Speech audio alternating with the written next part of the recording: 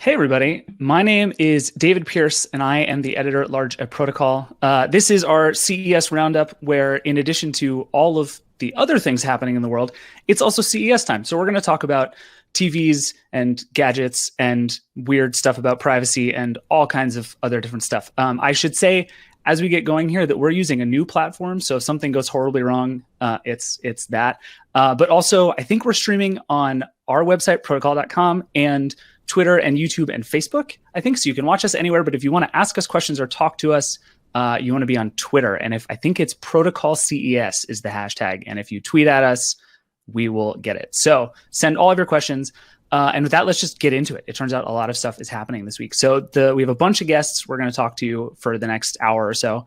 But the first two I want to bring on are Mike Murphy from Protocol and Ahti Heinla from Starship Technologies. Hey, guys, welcome. Hello, and thank you for inviting me here. Yeah, thank you for being here. So real quick, before we get into it, give me your histories in CES. This is my 10th CES, which I have deeply ambivalent feelings about.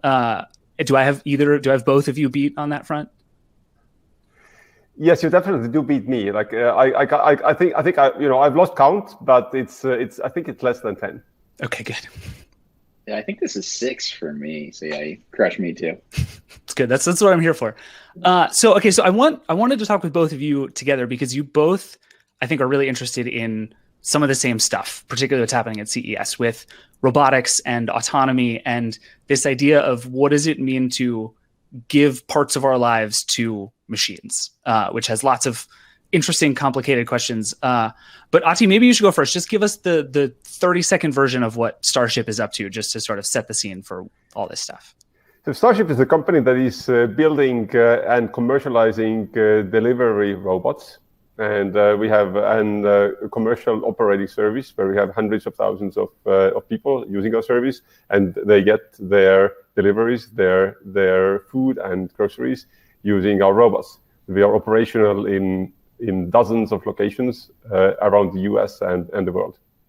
Okay. So, and when you come to CES, what do you look for? Because I feel like, and Mike, you and I have been covering this for years, because there's always a million robots. Most of them are nonsense. Most of them like give massages and do nothing else. But when you come, like, what are you looking for at a show like CES as someone who's actually in this industry? Good to point out that most robots are giving massages. Yes, that is also the same observation that me and my co-founder Janos Rees had when we started Starship. Back then we were thinking, our backgrounds were, we were at Skype, we were a founding team of Skype, and when we found a new startup, we obviously think that, what can we do that could be bigger than Skype? And with robotics, yes, you can give massages, but that isn't going to be bigger than Skype, right? So what is going to be bigger than Skype with robotics? And there are actually not so many potential fields, and delivery is one of them. Delivery is something where robots can really touch everybody's lives. But it's also a very lonely existence. I think Starship is the leading company in this field. There are not so many companies doing that at the scale that we are, because it's very complicated to get there. People talk about robots, but a lot of the robots, as you say, are giving massages, and a lot of the robots are really at prototype stage, not at the scaling or commercialization stage. So it will be a while. And if you think that how many people in the world actually are experiencing or using robots in their daily lives, and I mean daily lives, not once per year when they go to CES, but in their daily lives. And in the case of Starship, it's hundreds of thousands of people, and in case of the robot taxis, I think maybe it's 1,000 people or something like that, right? And in case of a lot of other things like massages, it's probably even less. Yes, I definitely go to CES to look at the let's say crazy stuff in robotics, the stuff that's up and coming. In terms of delivery robots, I don't really see a lot of competition at that level. But what I really actually go to see at CES, this year also is that is actually that matches something of that you wrote about a little while ago about your predictions for 2021. You predicted that there's going to be lots of crazy VR stuff in CES, and yes, that is true. And that is actually something where I think that for myself, I'd like to have like new kinds of sensory experiences. I'd like to go diving or something like that in VR. And I think this world is coming closer. I like that. So, Mike, you wrote about the robot stuff that's happening this year, and the one that sticks out to me, and Ahti, this kind of goes along the lines of what you're talking about, like how can these things actually be useful? Is the thing Samsung launched that's basically like a robot that follows you around your kitchen and does your dishes for you, I think, essentially. Mike, what jumped out at you? I mean, yeah, it's always interesting when you see large companies, that are as dominant as Samsung getting into the field of robotics. But Ahti can obviously speak to this, that it's not exactly an easy task to make a robot that can actually safely pick up your dishes, operate in your kitchen, not fall over and kill a toddler, or not destroy everything in the kitchen trying to put your dishes away. Like, you want your dishes to still look like dishes when you put them away. So it's interesting that they've done this, and they have for the last few years kind of shown prototypes. And as Ahti was saying, there's a lot of companies who go to CES, even though it's the Consumer Electronics Show, with stuff you can't buy because it's not ready yet. And so it'll be really interesting to see if they can actually do what a lot of companies haven't done, which is do something other than make massage chairs or vacuum robots.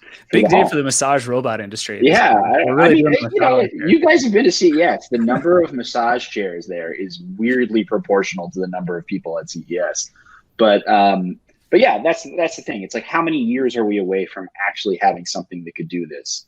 I think we are probably pretty far. Ahti, I don't know if you agree. Yes, I think Starship is leading in this field. Like I said, hundreds of thousands of people are experiencing our service every day. So that is more than a prototype, but also it's less than the 7 billion people in the world, right? So we have some way to go. So why is delivery the first thing? And this is one of the things that I've been wondering, is it seems like there are all these use cases for robots. We've talked about a lot of them, way beyond massages, but it feels like the first real thing that's happening is delivery of various kinds. Why is that the first one? That doesn't seem like it would be the easiest one to pull off. Right. So the thing is that there aren't so many big opportunities for robots to be part of everybody's lives. There's stuff like cleaning. There's stuff like food, making food, essentially cooking. And so forth, and some of the stuff around the 3D printing, but delivery is obviously a big industry.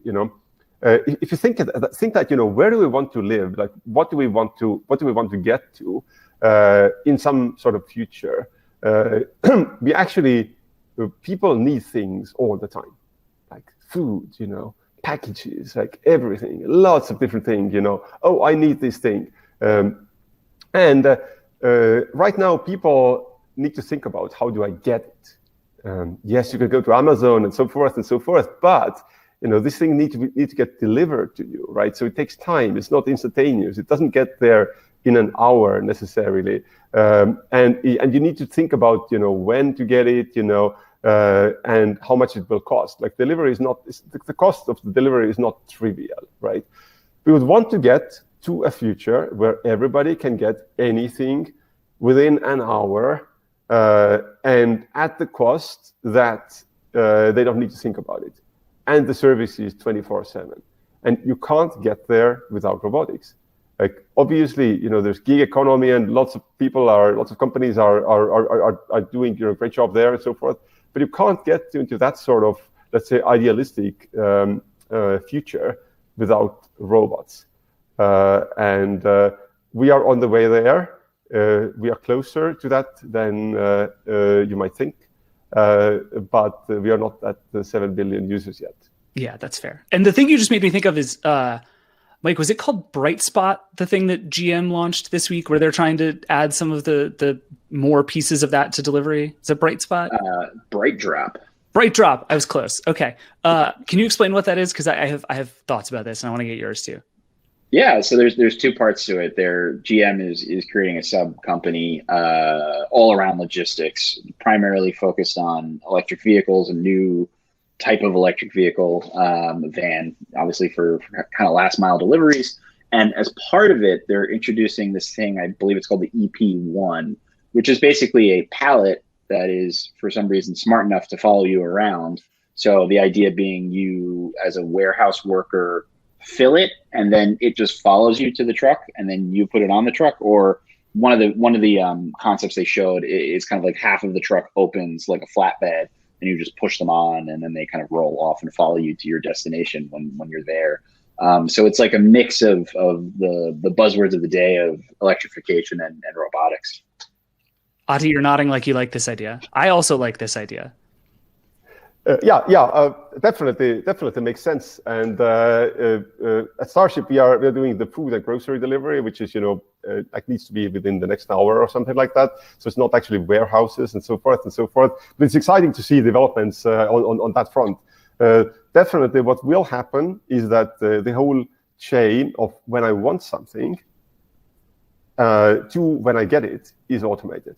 Like automated warehouse, loading something to something autonomous device that travels to you and hands it over to you. So all of that will be automated, and there's lots of people involved in typical of that sort of transaction today, right now, and this will get largely handled by autonomous robots in the future.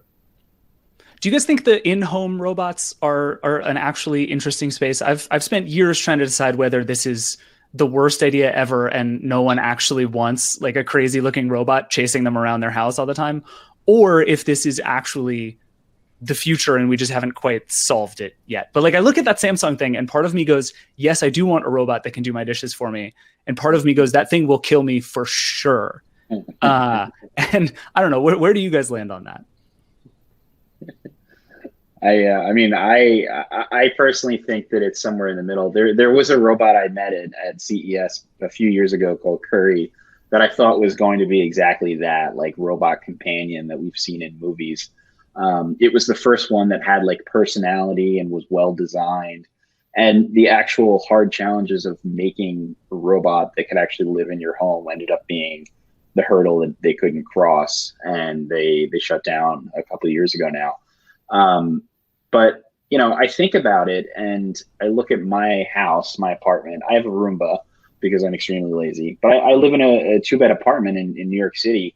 If I had that robot in the Samsung robot that is as tall as me in the apartment, that's like a third person living in my small apartment. Like where would I logically put that? So it's like one of those things that seems cool in practice or in theory, but in practice would probably be pretty difficult. Yeah, that's fair. Ahti, what about you? Are there a bunch of robots running around your house behind you there? There are not. Right now, there are not, but I am fairly certain that there will be in the future because people underestimate the long-term effects of technology. So right now, it's easy to look at a lot of things and say that, oh, this doesn't really work. This is crazy and so forth. And it is. Some of it is crazy right now, right? And over time, this will be developed into something that people actually like much more, and that actually I think will be part of our daily lives. I'm not the person to say how that will actually happen. I'm not building that myself, but I am fairly certain that it will happen. And the reason why it hasn't happened yet is that there are, I would say, 3 major things, major things that anyone trying to change people's lives using robots will need to overcome or solve. First is just the technological, the engineering, the science challenge of it. And this is what, like Waymo and other companies have hired thousands of engineers to solve, right? This is what people focus at first, essentially, solving the technological problem.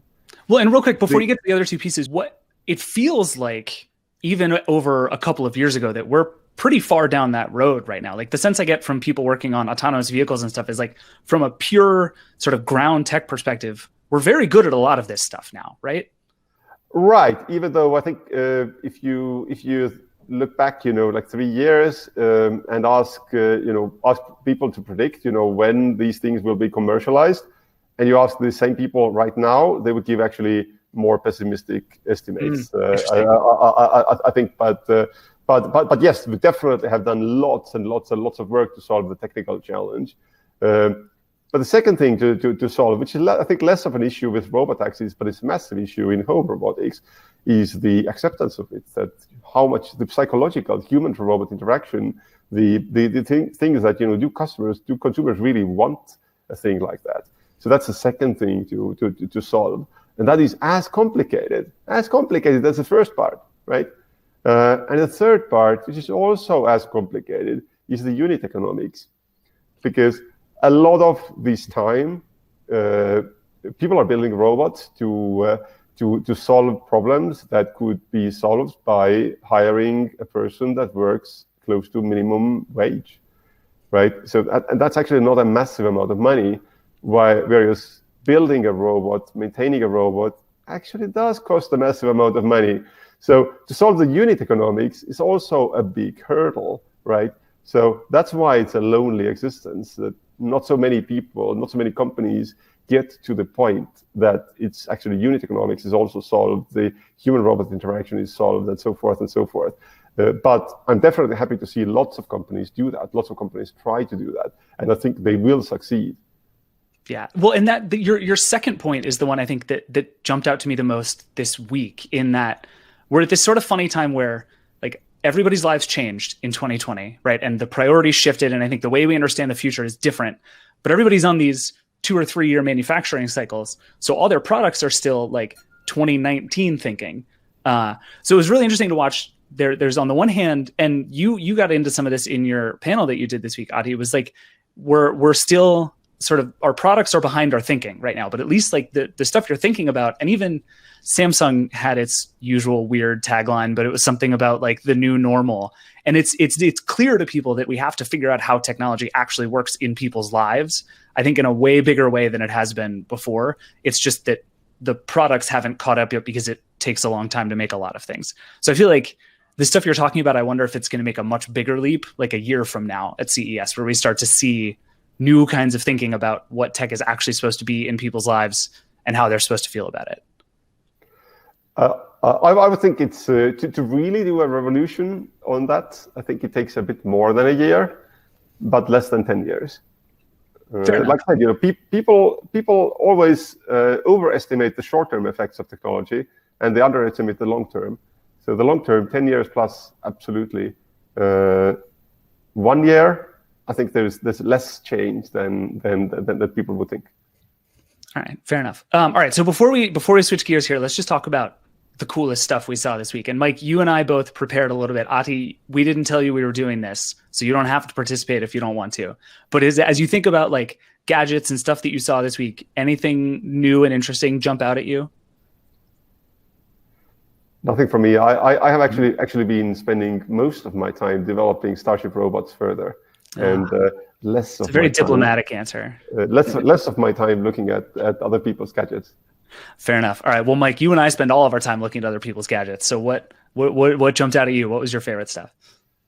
I mean, it depends what you call favorite, right? There's the stuff that is that makes CES so fun is the stuff that seems like so close to wildly impractical, but also kind of amazing that it exists. Okay, so let's break two categories. Actually, we'll do this in two ways. The first category is things that there is a chance that future Mike might actually own, and then category number two is what no one will ever buy this. It might not even be a real thing, but it's cool, and I'm glad somebody's working on it.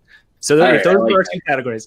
Let's do things future Mike might actually own first. Start there. Well, I think one trend that we saw this year was the kind of rollable displays. Last year it was all about folding like this, and now it's like rolling out like an old scroll or something, which is a cool idea. And if we can get it to a place where we're not worried about degradation of monitors and things like that and displays, I could definitely see that. I love the idea of having a device that's palm size, but then is much bigger when I actually want to read something because I'm quite blind.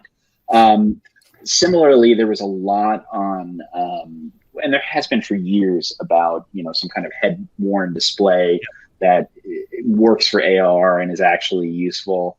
I think Vuzix had the one that was really sharp looking and actually looked like a pair of glasses I would wear for the first time ever.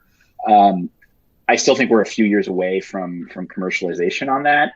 And then there were other things that were definitely like, the kind of standard CES new version of thing that we always expect. Like there's new displays in cars, cool future looking Mercedes, and, Razer came out with a bunch of awesome laptops, and so did, Lenovo and everybody else. All of that was kind of standard. There were other things that were a little more off the path that were still kind of cool. Like Razer had that very kind of intense looking smart mask that they've created. I'll be interested to see if they can actually get that to market. I just love that they're like, we made a face mask. It has none of the certifications that it needs to be medically useful. Maybe we'll get those someday, but it does show up in all these cool colors when you push a button. And there's a big part of me that is just instantly like, yes, I will wear that. I don't care if it works. I'm going to look like a futuristic RoboCop extra, and I'm all in on this. Exactly. I would expect nothing less from Razer, which is kind of what I like. There were some, then there was some stuff that one of the things I love about CES is, even when there's stuff that's wildly impractical or stupidly expensive, that these companies, especially when it's, big established companies, are hinting at things that are going to be the mainstream in 5 years, 10 years. So whether that's Samsung's, TV that would take up my entire wall behind me at 8K, or that bathtub from Kohler that was $16,000 that like recreated a spa, that like that is the domain of the 1% right now. But in 10 years, that could well be something that becomes more affordable. And that's extremely cool to me.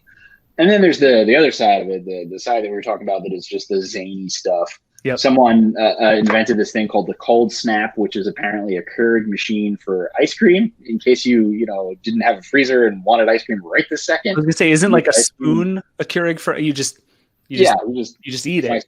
Yeah, it's okay. But apparently, if you want to make the ice cream, I don't know if that adds to the flavor. It's still coming from like a pod shaped thing. If you want to make it, but you don't really want to make it. Yeah, exactly. You put in some effort, right? And there was this one I actually thought was like conceptually quite cool, though I'd never understood the people who want Bluetooth speakers in their shower. Like everybody sings in the shower, I guess, but if you want to sing along to specific songs, there's this new one from I think a company's called Ampere that actually is powered by the water passing through the device because it's connected to the shower head. That's a really cool idea. I don't know how many devices we really need in the bathroom, but I could see other water-powered devices in like in a kitchen or something like that. I think that's just a cool like technology. And then I think my least favorite device that I saw this year was from Toto, not the band, the Japanese toilet company, which was a smart toilet that can read what goes into it, let's say, and tell you things about your diet and what you need to eat more of, eat less of, the things you should be concerned about. Like conceptually, this is okay. Like that is like what you do when you go to the doctor for your physical. But I'm not really sure, I want to know the privacy agreement that is required to sign. Like, I don't want to have that relationship with a toilet manufacturer. And also, like, I don't want it to be hacked. And I don't know if I want to be reminded every day that I'm probably eating too many carbs or something like that. But yeah, there were some truly mad things, as ever, even in this, like, completely remote CES. Yeah, that feels like a lot of downside without a lot of upside on that one. Yeah, exactly. All right, before we switch gears, Ahti, you mentioned the VR stuff. What do you think about AR glasses? Are you excited about where we're at with all the smart glasses and stuff? Yeah. I think I am more like an early adopter. I think on these things because I actually do like new kinds of sensory experiences, and I actually visit other countries and travel spots in VR just like practically like I really actually do enjoy it. So yeah, for me, like I will actually, like I'm not wearing right now, right? You can see, but maybe actually in a year from now, if you do the same thing again, I would be actually wearing some of that. I like it. Mike and I did just discover before we started that we both have VR headsets within arm's reach basically at all times. So we're barreling down this road here. All right. So Mike, Ahti, thank you. We're gonna switch gears and talk politics a little bit, but thank you both. I appreciate you being here. Thank you, David. All right. And now Emily Birnbaum, I think, is coming on. Hi, Emily. Hello. Hi. You're not having a busy week at all. Everything's super relaxed and chill for you. Nothing's CES really is the only thing happening for me. So yeah, that sounds right. Yeah. That sounds right. But I am curious. I mean, it feels like it's an interesting time to do CES, which was kind of why I wanted to have you on to talk, because like the tech industry is reckoning with all of this stuff right now. Yeah. Like we're talking about Parler and AWS and these issues with Twitter banning Trump and all these different things are happening in the world while we're also talking about privacy and we're also talking about Section 230. And then CES happens and everybody's like, look at these giant televisions that we made. So I'm curious, like you were tracking some of this stuff. Were we talking about politics during CES? Like, have these two things merged yet? Okay, so the answer is sort of, because I had this in mind throughout the whole week. So obviously CES started out with Gary Shapiro of CTA sort of like coming out and talking about a peaceful transfer of power and, like what happened at the Capitol last week was horrible. And it's just like this weird dystopian moment where you're like, wow, it's so crazy that we like have to do this right now. And like, it was just another way that, the violence last week and the chaos has enveloped totally unrelated parts of society. I mean, it touches every part of society. And I think throughout the week, I don't think it registers these content moderation conversations we're having. Like, it doesn't register, that Stripe is now pulling their support for Trump's campaign. Like, these like huge changes, they just don't seem to be making inroads in this like gadget, trade show. I think the impending threat of regulation is more what is making inroads. Like, above everything happening is, the fact and reality that Congress is actively considering privacy legislation, considering antitrust reform. So I think that there's like there was a sense during a lot of panels that I watched, like, okay, we have to talk about like what the government can do to us and why the government's involvement matters, but not these like more existential, like moral questions. Yeah. Is that because it's just not the time to talk about it? Or do you feel like folks in this industry have not really thought through what like Section 230 means for TV makers? Because I talk to a lot of people who are like, oh, this doesn't really affect us. It's about, these are Twitter and Facebook problems. And I think the people who are smartest about this are coming around to the idea that like, no, this is about everybody. Like anyone who makes anything and connects to the internet is going to have to answer these questions at some point in the really near future. Yeah, that's exactly how I feel. I think maybe before this past week, you could have gotten away with saying, oh, this is more of like the platform, like the consumer facing, like it's all kind of on them. But this past week, like people you never even thought about are dropping their support for Trump or for Parler, like AWS, Twilio, like this has enveloped all of the tech industry, all parts of the stack, like AWS. The fact that AWS is involved in this conversation right now should make everyone, should show everyone that you're all involved in this conversation now. But I think that if that's coming out and if that reckoning is happening, it's not coming out in CES.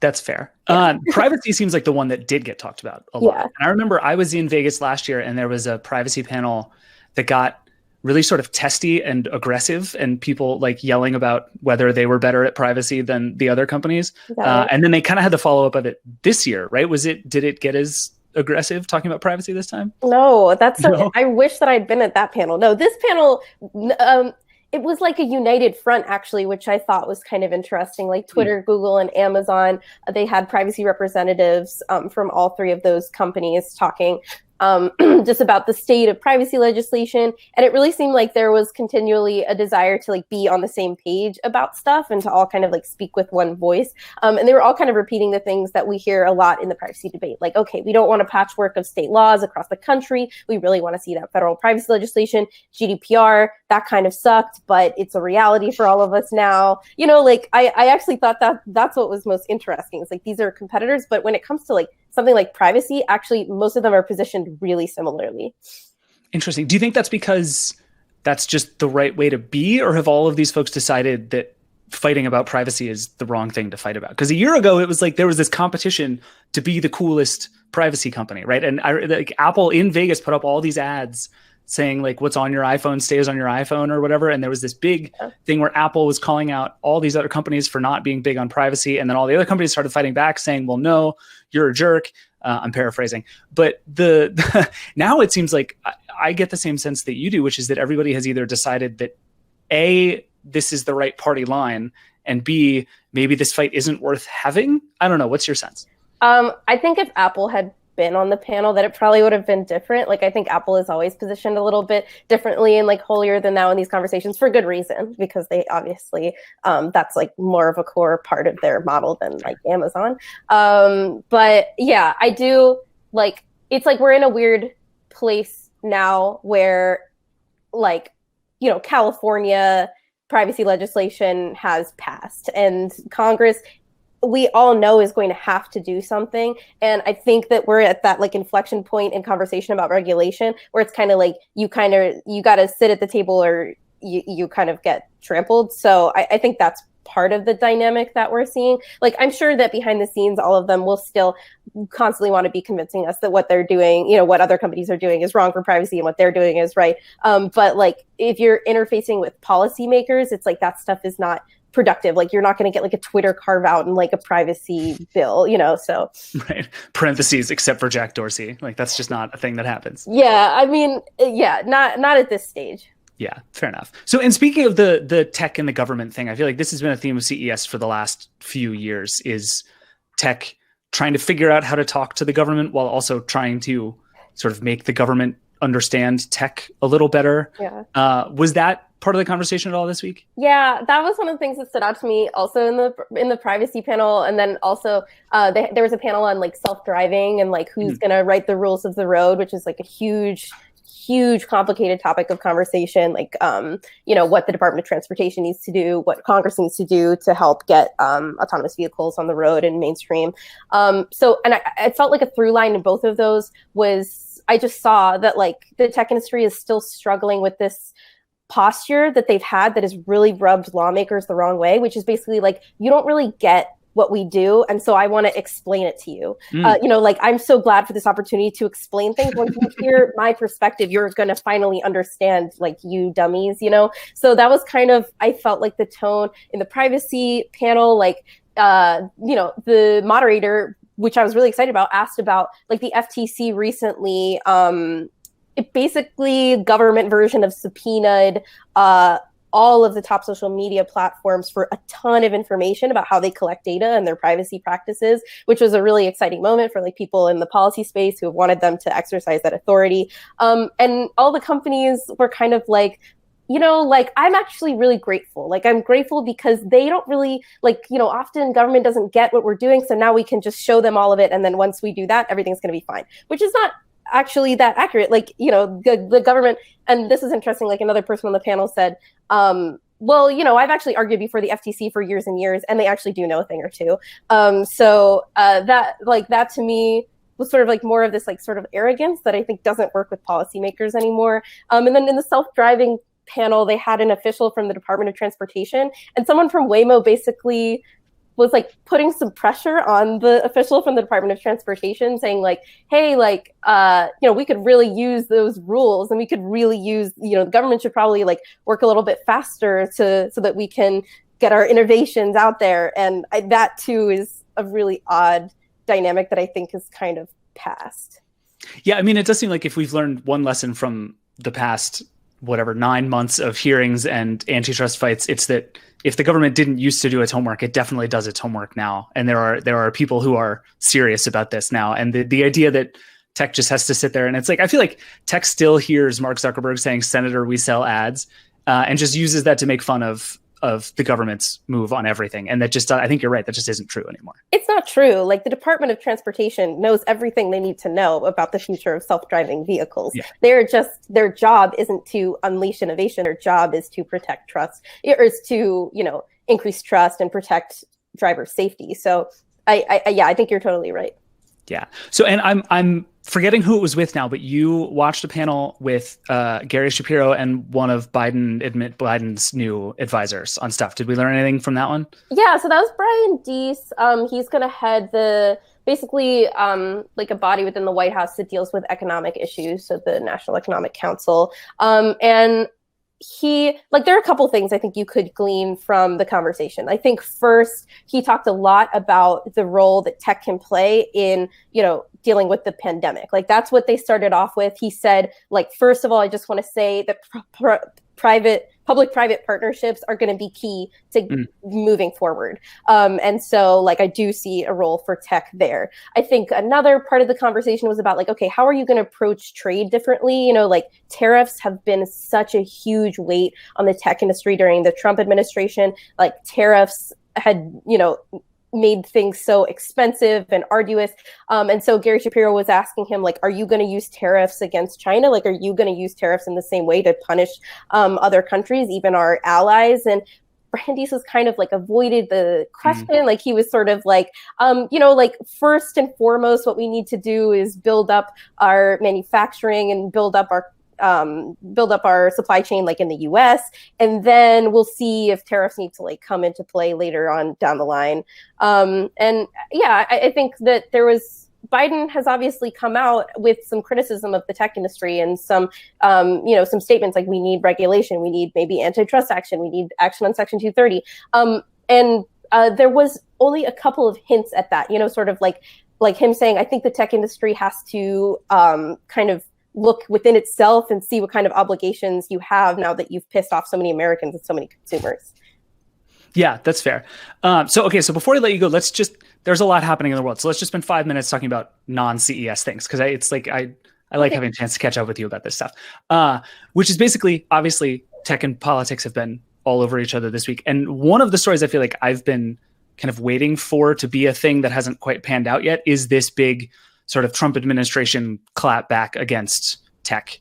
And that doesn't seem like it's really panned out. Like, should we be expecting things in the next few days before the inauguration? What's going on here? So that's such a good question. So on Monday, and like Sunday, Monday, people who are familiar with conversations at the White House were 100% convinced that Trump was going to do some final, like, anti-big tech action, and there was going to be ramifications. He was going to use the limits of his authority to do something against, you know, his, like, favorite boogeyman, which is tech, after he was suspended from every social media platform. But it's Thursday and nothing has happened, and inauguration is Tuesday. And he put out this video. So the president put out this video yesterday, which could have been an opportunity to talk about tech, you know, censorship. But basically he used most of it to, you know, I think, appease some of the intense anxiety and some of the pressure that he's facing, and basically say, like, I don't believe in violence. You know, you can't say you're a supporter of mine and commit violence. You know, like,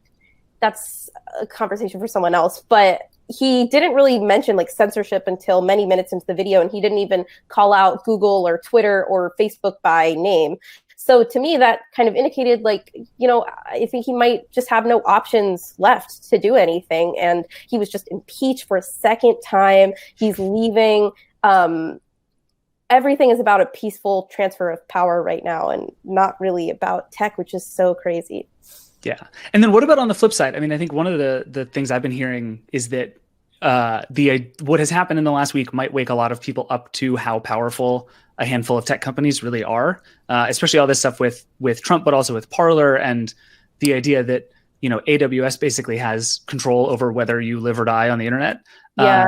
Have you heard anything from folks in politics and policy who are thinking differently about stuff now? Yeah, it's actually really interesting. So, like, conservatives are in a really weird position right now, especially conservatives who have spent years, you know, hammering tech for being biased against conservatives, because now they're in a position where it's kind of like they don't want to come out in defense of the president. You know, the Republican establishment is separating itself from the president. So they don't want to say, how could big tech do this to Trump? Like, I'm talking about, like, really middle of the road, sort of like average conservatives. They don't want to come out, banging the drum about Trump being suspended. Like, it's not the tone of the moment. And that's not what you want to see. But I do think that within the conservative psyche, like, I think that what happened with AWS and Parler is going to matter a lot, and we're going to hear so much about it, like, in the wake of this, because I think that it kind of, like, it kind of broadens the conversation from just, like, oh, can Twitter boot you, you know, whatever. It's like, what about like, yeah, the deepest levels of our internet infrastructure? Like, what does it mean if they are allowed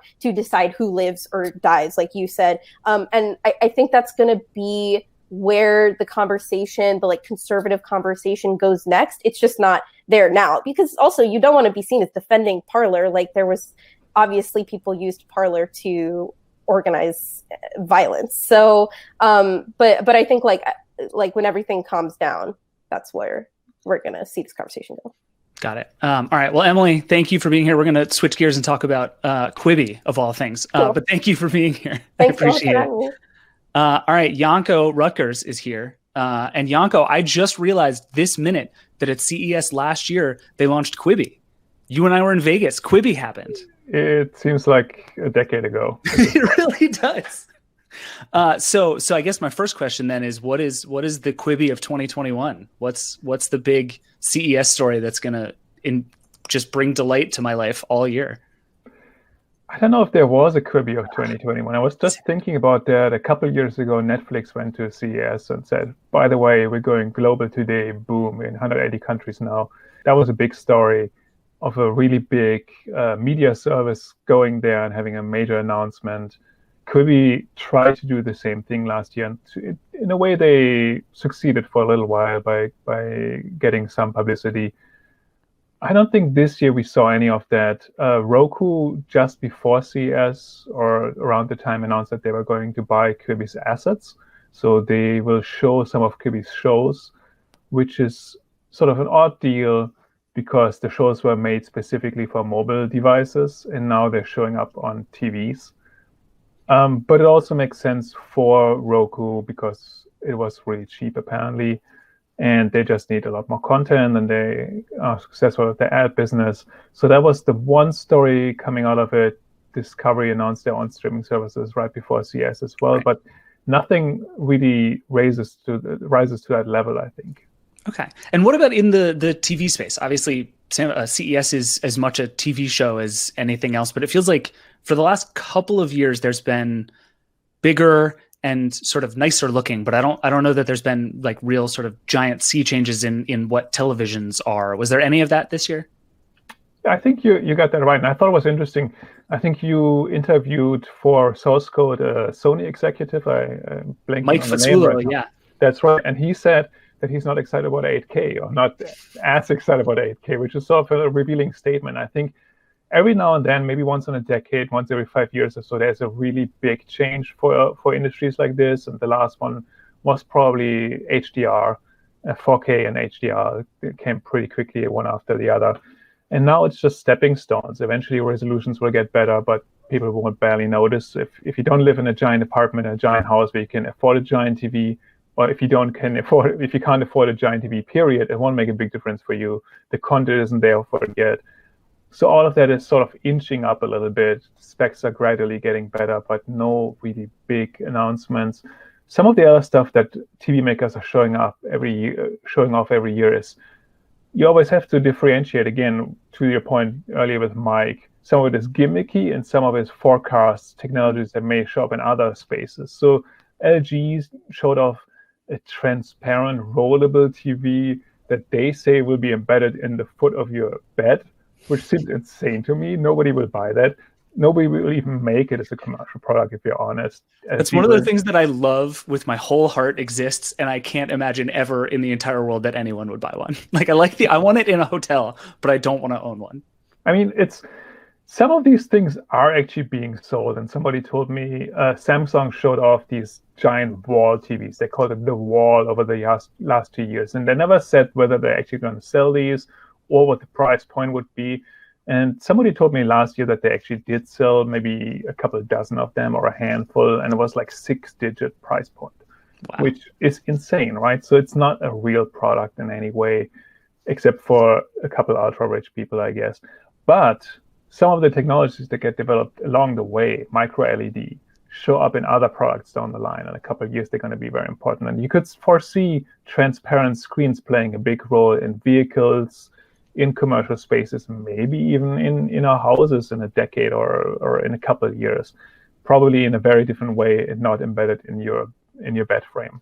Yeah, that's fair. And I think that point is one that really struck me too, that we're having this conversation sort of every year at CES, but increasingly loudly among the display industry about like, what if displays were everywhere?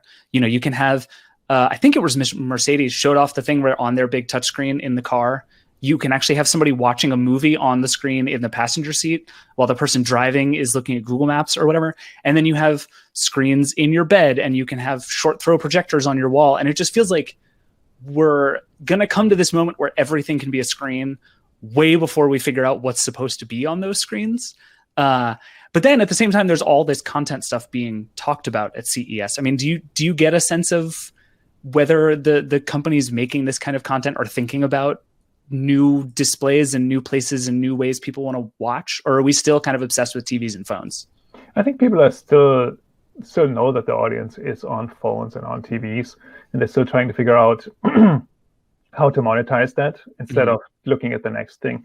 People are talking about autonomous vehicles, because if you don't have to have your eyes on the road anymore, you might use them to watch something, right, on your way to work or so.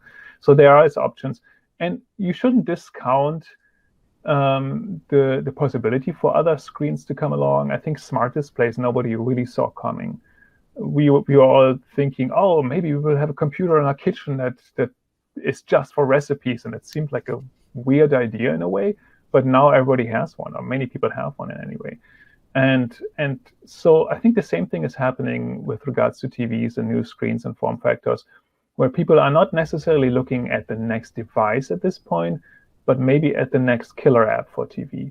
And that's something that I found interesting about CES as well this year, where I talked to folks at Samsung about that. They're starting to let people connect webcams to their TVs. They weren't quite there yet to put a camera into the bezel, because people are freaked out about this. There's obviously real privacy issues with cameras in living rooms and so forth.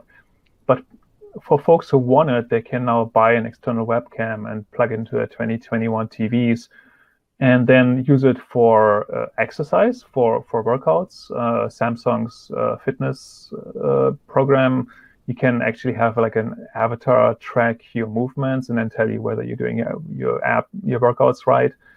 And then the other thing is video chats. Obviously, that has been sort of the breakout story of 2020. Yeah. Been on Zoom hours and hours every day, and in a way that has taught us to be more comfortable with cameras facing us and using cameras for everyday communication.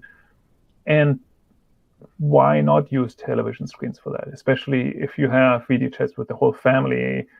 I've had this multiple times over the last couple of months where like the four of us were sitting in front of a laptop screen. It's not a great experience. At some point, we tried to plug it into the TV and kind of hack our own solution, but it didn't really work as well. And now you're starting to see TV makers and makers of streaming devices embrace webcams as sort of a stepping stone, where eventually you could see TVs having these cameras built in a couple of years when people are maybe more comfortable with this, when we figure out how to make it in a way that's privacy conscious and maybe have a kind of a camera shutter in front of your TV or something that it's an elegant solution, but that also allows us for new applications on televisions. Yeah, it's going to be interesting. I mean, it kind of goes back to what we were talking about a little bit earlier, which is the sort of conversation about tech running a little bit faster than some of the products here. Because I think one thing I was surprised by is that there weren't, 100 Facebook portal competitors or something like that. Because I think you're right. Like these are things people want now. And my guess would be over the next year, these things that these companies, it sounds like you're saying, are starting to really think about this stuff. Like attach a webcam is a thing you can spin up relatively easily in a product, I think. Whereas figuring out how to bake it into the product more, I feel like might be a year or so away. But it does feel like that's where a lot of this is headed. And to your point, it's also then a question of which part of the technology stack do you own. If you just make a display, or if you just make a webcam, that doesn't really give you everything, right? You don't own the customer relationship. So companies like Zoom or like the video chat providers are in a good position there. And then on the other hand, all the messenger companies and all the companies that own assistants, so Facebook, Google, Amazon, basically own the market for smart displays, and it will be really hard for anybody else to break into there because they don't own an intelligent assistant. So I think 2 years ago, we saw Lenovo and a couple of third-party companies make their own smart displays based on Google technology. I don't know if they really sold a whole lot of them because Google came out soon after with its own device, and it makes a lot more sense to buy it from Google because you're going to get more frequent updates and so forth. And it ultimately was also a cheaper device.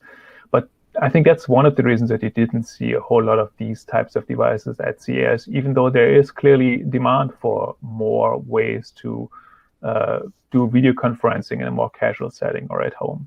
Yeah. So, and speaking of Google, is Google TV going to win? I mean, it seems like more and more companies are kind of throwing all in on Google TV, which is ironic because we tried this, 12 years ago, and it was also called Google TV, and it went really badly. But I get the sense that there's a decent chance Google is just going to win this space. I think it's a little bit too early to tell, and we don't know yet whether there's one winner or not. Also, Fair. right ahead of CES, a couple of days ahead of it, Roku actually announced that they are now basically the leader when it comes to smart TV platforms, where Roku-powered TVs mostly made by TCL, outsold Samsung TVs and LG TVs and Vizio and all these other guys in North America, in the US and in Canada. Others are playing a little bit of catch-up or trying to defend against that. Google is in an interesting position because they slowly gathered some steam with Android TV already over the last couple of years. They have been they haven't gotten as much attention for it, but I think they have a decent amount of manufacturing partners and so forth. And now with Google TV, which is basically just the next flavor of Android TV, it's a different user interface, but it works on the same technology. They're now starting to get all these past partners to adopt Google TV, which is then not just the technology powered by Google, but actually bringing Google a whole lot more influence on the stuff that you watch because it's powered by Google recommendations. It has your Google watch list and all these things. So they're playing a lot more prominent role on that first screen, on the front screen that you see when you power up your TV. And yeah, I think they are one of the winners definitely of this year's show. Got it. Okay. And what about on the content side? I mean, like you were saying, we've had some big sort of announcements and plays in terms of shows and movies people are making. But the biggest one I can remember from this week, which was only sort of tangentially CES, was Netflix basically dropping, like, we have 1,000 movies coming this year, ready, go. Did I miss anything? Was there other interesting content stuff this week? Not too much. One thing maybe worth mentioning, and I did a story about that for Protocol, that you're seeing the growing influence of content companies on this space just by the number of buttons on your remote control.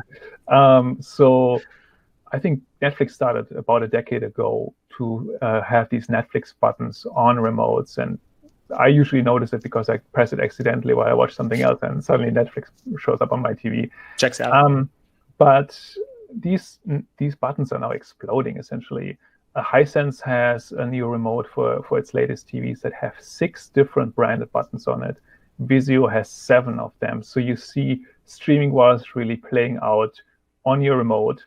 And interesting as well is that in addition to all these third-party services, to Netflix, to Amazon, to Peacock this year, and on all these buying buttons on remote controls, there is increasingly a number of first-party services. So Samsung has its own streaming service. LG has its own streaming service. Vizio has one. And they're all getting a button as well because they really want you to use it. And people are using it. People are tuning into these services, which are usually free, ad-supported. So TV makers are starting to have a new business model there. They're starting to embrace additional revenue streams. And in a way, they're complementing paid services on Netflix, but they're also competing for attention now, which is a really interesting dynamic and something to watch over the coming years. Got it. Okay. My next question was going to be, are we due for a slowdown in new streaming services because we finally figured it out? But it sounds like the answer is no. They're just going to start coming from weirder and weirder places. I think, yeah, it's going to be this thing where somebody tells you they watched something on this streaming service and you have no idea what they're talking about. And it just happens to be they own a Vizio TV and you own a TCL TV. And there's no overlap between because they all both run their own exclusive services. It's going to be an interesting and weird world, but I think we're not going to see a slowdown anytime soon. The question is how many of these are going to stick around. The TV makers, I think they will keep supporting their own services because it's real money for them. But some of these other ones, the paid services, they're already changing names and so forth. Some may give up. And ultimately, you're going to end up with these remote controls with a bunch of buttons that lead nowhere because the apps don't exist anymore. Whether that's good for the consumers is debatable, but it's definitely something, direction the industry is moving. Got it. Yeah, everybody's going to try it, and then most of them will fail. It's basically, it's true of everything, I think, but it's definitely coming here. Yes, for sure. Fair enough. And then by this time next year, I'm assuming there's going to be your whole wall behind you is just going to be a Samsung television. Is that the plan? Well, I wish I could afford that. But I mean, Samsung has been doing this for a while, pushing these big modular walls. I still think there's something really interesting to the idea that you could buy, like a smaller TV, and then you add another tile to it next to you, and then you get a raise and you add another tile to it. I haven't really seen any real move to productize this for the mass market yet because it's just too expensive. But we will see. Every year they come out with new form factors. One of these years they're going to have something that will stick. Fair enough. All right. Well, it is probably time for us to wrap up. So, Janko, thank you for being here. I'm sorry we didn't get to hang out in Vegas. I like hanging out with you in Vegas. This is no fun.